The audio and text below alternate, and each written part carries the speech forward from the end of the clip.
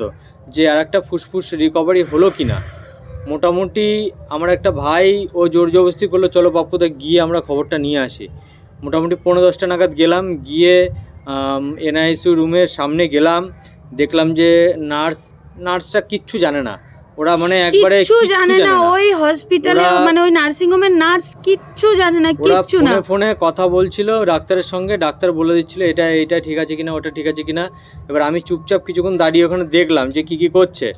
নিয়ে তারপরে অনেকক্ষণ পর আমি বললাম যে কেউ আছেন? বললো যে হ্যাঁ আছি। বললো যে হ্যাঁ বলুন। আমি বললাম যে ওই এমার্জেন্সি রয়েছে, বাচ্চাটার বাবা আমি।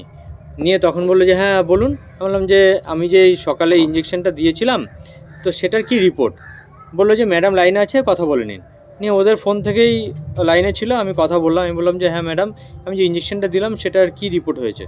বললো যে ফুসফুসটা অনেক রিকভারি করেছে। আমি বললাম যাক ম্যাডাম, তাহলে তো খুব ভালো খবর।